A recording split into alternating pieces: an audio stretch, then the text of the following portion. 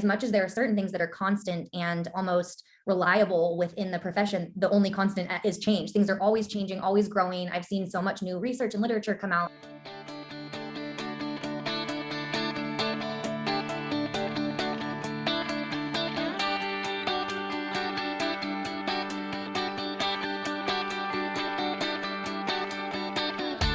Originating from deep inside the Rocky Mountains, transported through the power of the internet, and arriving inside your tiny earbuds.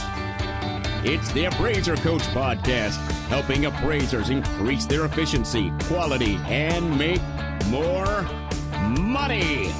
Here's the guy who makes it his life's mission to create value for real estate appraisers nationwide. Your host and the Appraiser Coach, Dustin Harris. Welcome back to the program, everybody. Dustin Harris hanging out once again in the podcast chair. Can't wait to introduce you to a guest, but first, I want to introduce you to three great sponsors. Alamode, of course, is the software that I've been using for over 20 years to do my reports. Almost 3 decades, folks. I've been using this software. Why? Well, because it's the best. Check them out. Go to alamode.com or call them at 800-ALAMODE. New sponsor here, of course, SYNAPSE. SYNAPSE is helping appraisers to support their adjustments. That means bulletproofing their work file, folks. You need this. Trust me. Reach out to sparkforappraisers.com and click on the SYNAPSE button to find out more. And finally, we are sponsored by Working RE magazine. Working RE comes to my mailbox. It should be coming to yours as well. It's absolutely free. Go to workingre.com and sign up for their free newsletter. Again, that's workingre.com. Well, folks, I want to welcome to the program a friend of mine. Her name is Mikhail Hutt. I want to introduce you to Mikhail. First of all, welcome to the program, Mikhail. It's good to have you here. Thanks so much. I'm excited to be here. Super, super. So Mikhail is I'm going to call her a starfish thrower. If you know the term, she believes in helping people out one person at a time. Mikhail's career started in healthcare, actually. She received her master's degree in occupational therapy from A.T. Still University. She focused her attention on children with special needs. She is currently a contributing author for the Idaho Family Magazine. In December 2021, Mikhail stepped into the role of True Footage's talent ambassador. She focuses on candidate experience, employee wellness, and company culture. And I do have to say she does an excellent job at all of those. She's in the process currently of receiving a certification of specialization in leadership from Harvard Business School online. Way to go for that. Born and raised in Boise, Idaho.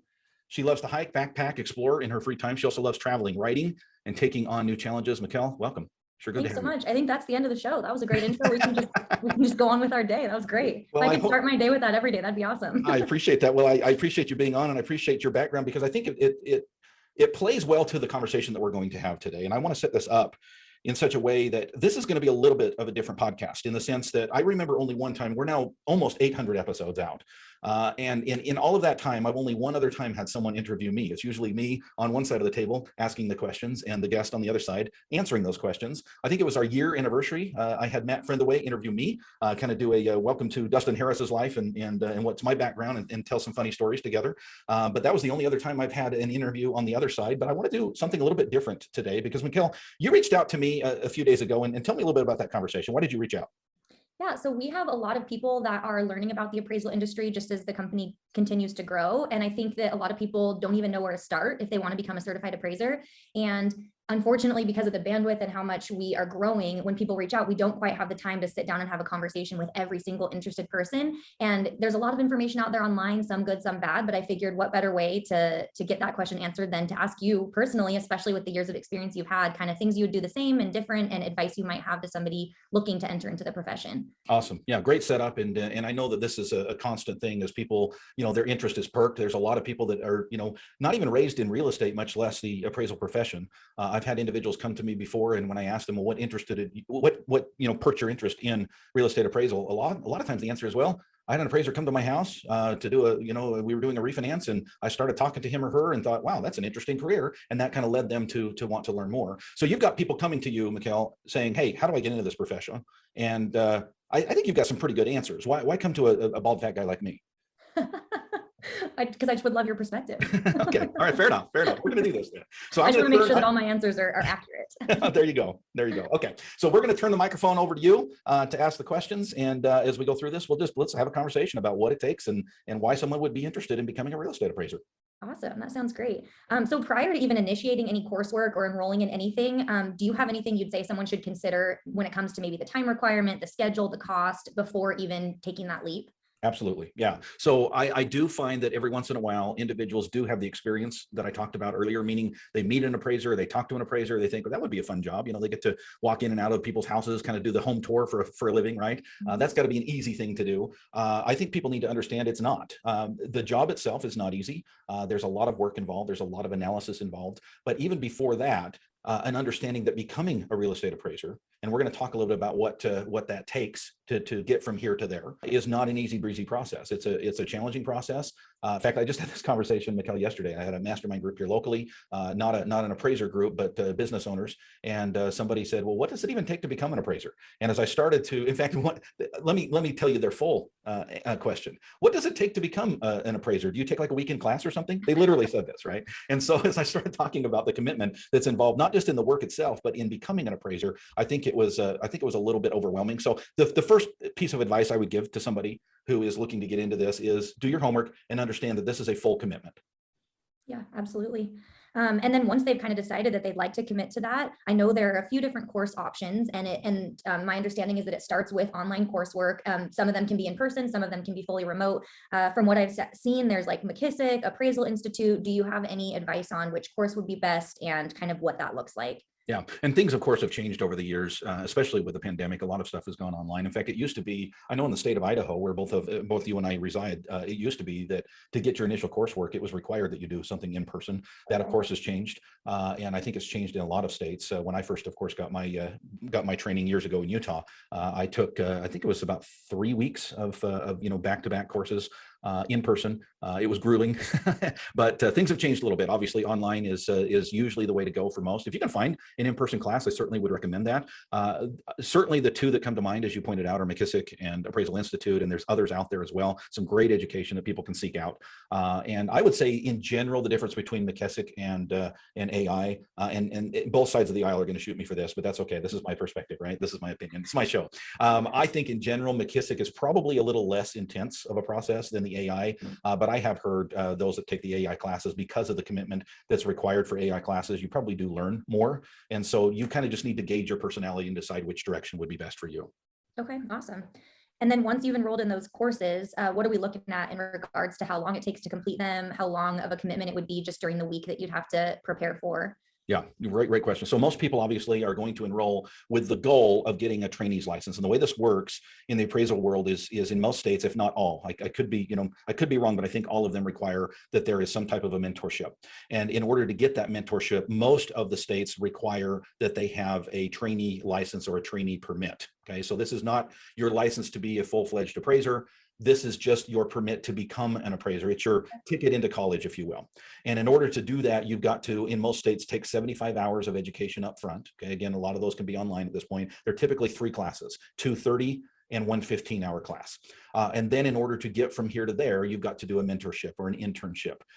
This is the way the world used to be. Back in colonial days, this is, you want to become a lawyer. John Adams, had a mentor, and Thomas Jefferson had a mentor. And that's just the way that you worked. Many careers have gone away from that mentorship. And there are some pathways to get licensed. At least on the blueprints right now. I don't think any state has actually opened it up for a non-mentorship path, but there are some things being talked about. But currently in most, if not all states, there's going to be about 1,000 hours of mentorship. And if you break that down, and if you work every week, that would be about 20 hours per week that you would need to log in order to become a licensed appraiser. Okay. And then with that process, is the trainee responsible for keeping track of those hours, and they're being signed off, weekly or signed off at the end? And then is that submitted to eventually become a certified appraiser? Yes. So it is the trainee and the supervisor work together to make sure that log is taken. Typically what that looks like, and I would encourage people to just go onto their state website. You can typically find the state board website. Just type in appraiser board in Idaho or appraiser board in Pennsylvania and find out who the governing entity is in your state. Typically they're going to have a log right there that you can download online, so you can take a look at it. What I've seen people make mistakes of in the past is not fully understanding what that log looks like until it's ready for them to apply. And then all of a sudden they have 1,000 hours in reports that they haven't kept track of. Sometimes they require very detailed information on what you did on each of those reports. So my encouragement is find out up front what your state needs in all details and act backward, knowing that you're going to apply eventually to become a licensed appraiser. Work backward and say, okay, from the very beginning, I'm going to keep good records. Awesome. That's great advice.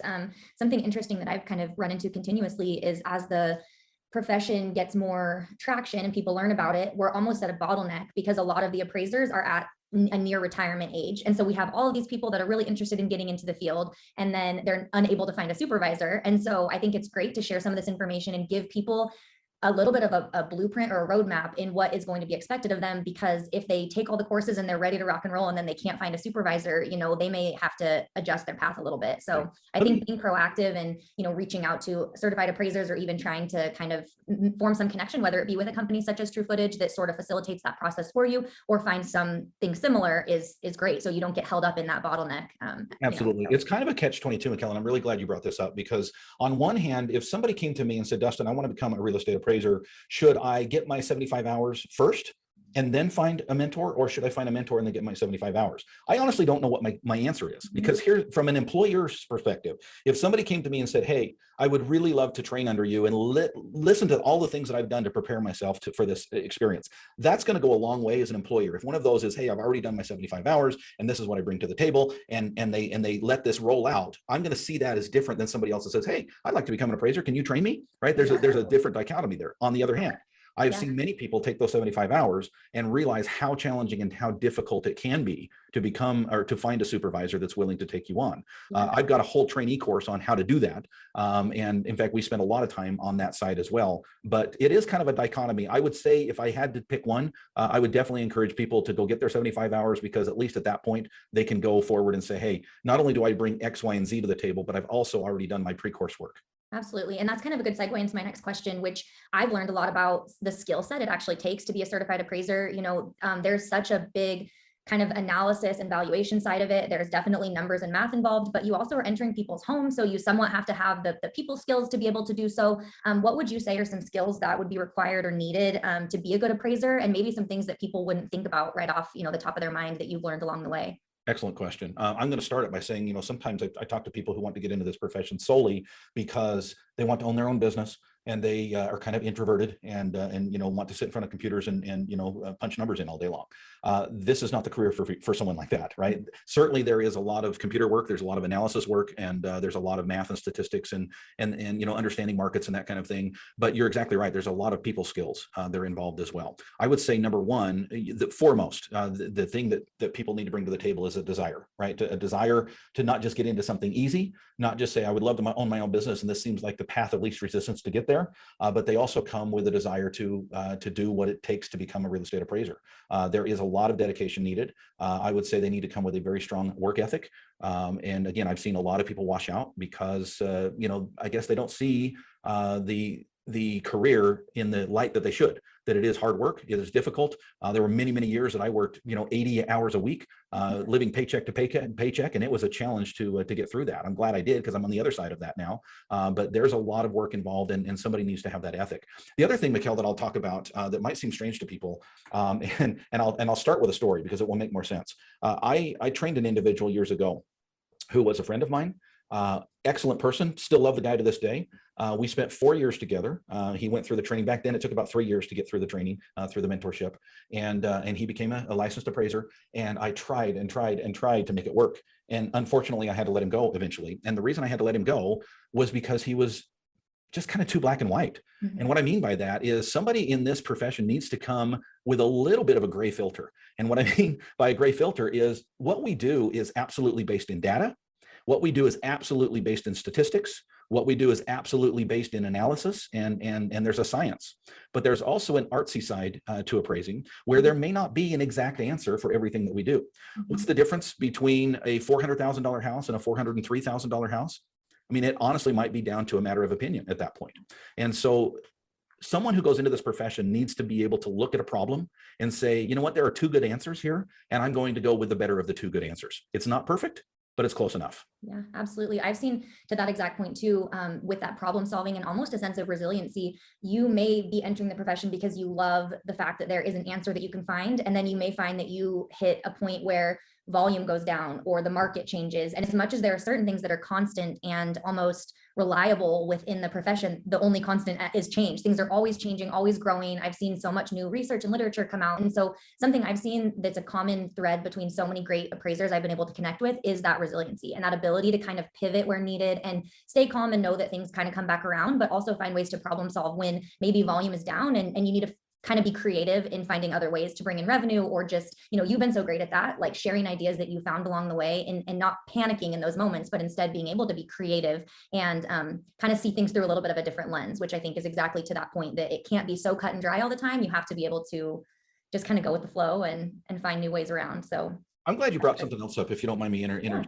You talked about change, and specifically there's a lot of change right now in regulation, right? There's a lot of things, and this is a heavily regulated industry that we're in. And I think people need to be okay with that. I've not been shy in the past of saying, I'm kind of a libertarian at heart. I'm kind of a self-sufficient guy. I would, if I can do it on my own, I won't do it. I won't turn to government or someone else to help me out. And I think a lot of appraisers are like that just by nature. We're paid for our opinions, right? And so just naturally our personality lends to that. But you kind of have to be okay with the fact that we're heavily regulated. There's going to be things come out from Fannie Mae and Freddie Mac and FHA and VA and state boards and the general public, and some of the changes that we've seen over the last even several weeks, if not months and years, have been big, have been huge. And a lot of appraisers have a really hard time with that because they're very okay with the status quo, and getting outside that bubble is difficult for them. So that's the other thing I would encourage, is not just be okay with change, but be okay with change for the better, meaning change for opportunity. As these new regulations come out, as things change beyond where they were before, it gives us new opportunity to succeed. Absolutely. And I would say, to even piggyback off that, be open to technology and know that technology is never going to replace the human element of the profession. I think there's a little bit of a fear in that right now. And what I've seen so much of is this incredible technology that complements the human element. And if you're open to the new technology, it actually just makes your life better and easier. And it can feel maybe a little foreign if you're used to doing something one way. But that's something that I think I've really used in my screening process for people looking to enter the profession as a trainee. Are you open to technology? Are you tech savvy at least a little bit, or open to learning? Because that's something that we've found is so important in the profession. Yeah, absolutely. Awesome. Well, kind of to continue on in our conversation, do you have any advice on how to find a supervisor? What, would you say cold call every single appraiser in the Valley? Has anyone stood out to you that has reached out in your years of experience? And what would your advice be there? Really good question, because I get probably once a month still someone coming to me asking if I will train them. Let me tell you how not to do it, Mikhail. Don't call up an appraiser and say, I would love to become an appraiser. Will you train me? Absolutely the worst approach. And here's why. It's the worst approach is because it's the only approach that anyone ever takes. Okay. And I'm of the mindset that the individual that sticks out is the individual I'm going to look at. Even if I'm not currently looking to train somebody, if somebody comes to me in a different manner, in an outside the box manner, I'm going to keep that resume on file, or I might even ask myself, maybe I do need a trainee. Let's think about this, because I really like this person. I have, as I mentioned earlier, I have a whole training program out there on how to become an appraiser. And we spend the majority of that time, actually, because this is the most difficult part, on finding a supervisor, understanding that it's tough, understanding that it's the hardest part of getting into the industry, that yes, there's a lot of hard work involved, but finding a mentor is going to be very, very challenging. And so that's why we spend as much time as we do. The one piece of advice I would give, and then I'm going to ask you a question in return, Mikhail. The one piece of advice I would give is, somebody is looking to find a supervisor, is find value that you can bring to the table for that person. Do not go to a potential supervisor and say, will you train me? Okay, because in my head, I'm going to be saying, well, what's in it for me? Right. If you'll come to me with the answer to that question of what's in it for me, and then as a side note, oh, and by the way, I would love to find a supervisor as well, right? You bring value to the table first, whatever that might be. You find out what that value is. Then I'm willing to say, oh, wow, this person's bringing value to the table. And as a side note, they might want to be trained. Here's the question I would ask you in return. And I kind of already know the answer to this, but I want to hear it from your voice. What's True Footage doing in this realm right now? Because I know that's a very big challenge for people to find supervisors. Yeah, that's an awesome question. I'm super energized and excited about everything True Footage has been doing. We've created a curriculum called True University, and we put all of our trainees through that course. So it just kind of refines the skill set, helps them stay up to date on some of the new practices and things that we're working on. We also hold trainee boot camps, which are great, a great opportunity to meet people in person, to kind of continue honing in and refining those skills. And then the biggest thing I've seen that goes on both sides of the trainee and the certified appraiser support system has been creating Slack channels, creating groups, creating focus groups, or masterminds and those types of things, just to really allow that collaboration. Something I've seen in the profession is that it's primarily people alone on an island. If they have a question, they're not really sure who to ask. There's some competitive nature in it. You're not just going to maybe call up somebody at another appraisal company and ask. And so we've created this camaraderie that allows no question to be too basic or too stupid or silly or anything. Every question is really welcomed, and it allows for some really great collaboration amongst trainees that are just learning the ropes, some of those mentors that are learning maybe new things alongside those trainees, and then also just allowing a continued support system to be in place from start to finish throughout that progression. So I've seen strength in numbers. You know, we say we're better together, which I am absolutely a fan of. And so yeah, we've just really been trying to kind of lead the way there. We're talking with Mikhail Hutt of True Footage, and we're talking a little bit about becoming an appraiser. When we get back, I want to dive into more about that and what it takes to get from here to there, and even on to licensed and certified appraiser, Mikhail. But first, I want to pause here and remind you of three great companies. Speaking of True Footage recently acquired a great company, Spark and Synapse. Brandon and Kyle Risch, great people. I've had them on the program before. What does this mean for you, folks? If you are familiar with Spark and you're familiar with Synapse, and you say, like boy, I sure wish this was in my area, right? This partnership with True Footage is going to accelerate that completely. I'm excited about the spread and the opportunity to see this value in more and more markets. For now, folks, check them out. Find out if they're in your area, and if they're not, hold on tight. Trust me, it's worth it. Spark4appraisers.com. It's spark4appraisers.com. Alamode, of course, is a sponsor here from the very beginning of this program. Alamode has been in business for over 3 decades. I've been with them almost 3 decades now. And there's a reason, folks. There is so much value that you can receive by utilizing this software for your report writing. If you don't believe me, pick up the phone and call them. Tell them, hey, I'm with XYZ company. Tell me why I should switch to Alamode. Make that phone call at 800 Alamode, or pick up a computer and type in alamode.com. Finally, we're sponsored by Working RE magazine every couple days, I would guess. In fact, this morning, got an email from Working RE, cost me nothing. I looked at it, very, very interesting article that I had an opportunity to read this morning.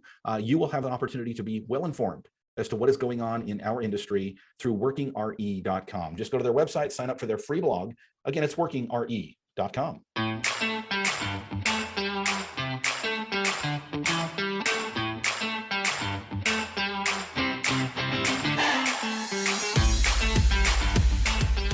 All right, folks, welcome back to the program. I've got Mikhail Hutt with us out of True Footage. And she's talking to us a little bit about becoming a real estate appraiser. Lots of questions that she gets as she talks to people who want to be appraisers. And this has been fun, Mikhail. Thank you for joining us. Fun. Yeah, thank you. Thank you for asking the question. Let's just kind of continue on here. I know we've got a few questions that you get on occasion that I would love to try to answer. Yeah, sounds great. You've touched on this quite a bit, but could you just explain the process from becoming a trainee and then licensed and eventually a certified appraiser? Absolutely. Yeah. So again, I want to stress that every state is different, but most states have adopted the national standards. So I would encourage people to just Google how to become a real estate appraiser. There's lots of articles out there, one by myself and others out there. What you're looking for is kind of a grid that's out there that kind of just breaks down the hours, breaks down the education hours, whether there's a college degree requirement, what the experience requirement are. We've talked about licensed appraisal. Becoming a trainee takes 75. There's an additional 75 education hours. No college degree required in most states to become a licensed appraiser. But most people, after that 1,000 hours of experience, they want to move on and become a certified residential, which is 200 hours, and then 1,500 hours of 200 education hours, 1,500 hours of acceptable appraisal education. They do need to have a bachelor's degree or the equivalent, and you can find out what that looks like as you go to one of those websites. Awesome. Perfect. All right, let's get a little personal here. Knowing what you know now, is there anything that you would do differently if you could do it all over? Holy smokes, what a question. Yeah. Of course, the answer is no, I'd do it exactly the same, right? Which is, of course, not true. Looking back on this, I would do something very different in the beginning. Many people know my story that I spent the first 12 years of my career doing what everybody else was doing. And therefore, I got what everybody else was getting, right? And then I made a big switch. And I became a CEO or a business owner first, and a technician or appraiser second. If I could do anything different, I would switch those. I would do that with my education. I would probably get an accounting and marketing degree. And then because I want to build a business, right? And then secondary, I want to become an appraiser. So my advice would be, look at this as a business, look at this as an opportunity. There's some people that don't want to own a business, and that's great too, but look at it as a career first, and then how can I be the best appraiser possible? Awesome. That's a great answer. And then finally, do you have any advice that you'd give to somebody that's just barely dipping their toes in, getting ready to enter into the profession, and just, how you would kind of guide them there? I don't think it's any secret that there's a huge shift right now in the industry. Anybody who has looked into this for even 5 minutes will understand that the average age of the appraiser is 60 plus. And let's just face it, life says that they're not going to be in the profession much longer. They're either going to retire or do something different, or heaven forbid, not be able to physically work anymore. As a consequence, there's many, many opportunities for appraisers coming in. Fannie Mae says there's about 40,000 appraisers nationwide that are active. I think there's probably about 60,000 because there's about 20,000 that don't do Fannie Mae work. But I think there's about 60,000 active licenses nationwide right now. A lot of those are going to probably be gone in the next 5 to 7 years. This is great opportunity for people coming in. There's kind of a fear factor right now. There's a lot of appraisers out there saying, well, all the new regulations and all the changes, and this isn't really a great career going forward, and computers are going to replace appraisers. I have strong opinions on the other side of the aisle there. I would say do not run away, even though people are going to tell you to do so. I think there are lots of opportunities. Work hard, build a business. Don't just own a job. Find an opportunity to succeed and excel. And I think this is a great opportunity for many people coming in that are young and hungry and want to do something a little bit different than tradition.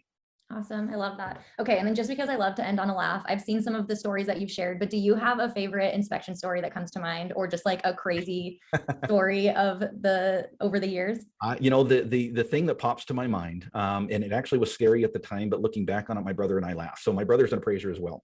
And we went to an appraisal in Shelley, Idaho years ago. It was many, many years ago.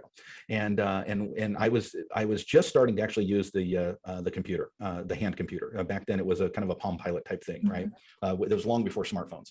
And I was using this, I was standing in the living room, and the man was sitting in his lazy boy, and I was just typing it up, and he, out of the blue, said nothing, just sprung out of his chair and looked over my shoulder. I mean, it was almost like, way in my bubble, right? And said, "What are you doing?" And I'm like, I look at him and look back at my brother. I'm like, "What? This is the weirdest thing in the entire world." I said, "I'm just typing in my computer." "You can't use a computer in my house." And I said, "Okay, why?" And he goes, "Because I don't have a plug-in." I'm like, it was super strange. Oh my gosh. That's not the end of the story. So we're walking through the house, and I'm already on edge thinking this is really, really weird. And then we get to the kitchen, and I said, "The county says you've got a basement." He goes, "Oh, yeah, it's here." So he moves something and opens up this creaky door right on the floor with these old, you think of the creepiest, like, I'm going to get something from Nightmares. Right. Yeah. This is the basement, right? They could film that show at this house. And I'm looking at my brother, and I'm looking at him, and I'm like, I don't want to go down in this. Rock, paper, scissors, who has to go down? Exactly. And so I whispered to him, I said, "You stay up here," right? And I sneaked down in there, and of course everything was fine. But now anytime my brother and I start talking about funny appraiser stories, that one always comes. Remember that guy sprung out of his chair and had that creepy. So fun stuff. Yeah, thanks for sharing that. Thanks for asking. Mikkel, thank you for being here. I really appreciate all you do for True Footage. I appreciate you being on here to share some of the questions that you get about becoming an appraiser. Let's do it again. Awesome. Let's do it. Sounds great. Awesome. That was Mikkel Hutt of True Footage. Thank you for being with us. Folks, I mentioned a couple times about the rookie training camp on my website. Check it out. You can go to the memberships tab and find out more about how to become an appraiser. Again, it's the rookie training camp on my website, theappraisercoach.com. You've been listening to the Appraiser Coach podcast with Dustin Harris. If you like what you hear, please give us a 5-star rating and post a short review on iTunes. For more in-depth insider information on how you can make more money as a real estate appraiser, visit theappraisercoach.com and sign up for the All-Star team today. Thanks for joining us.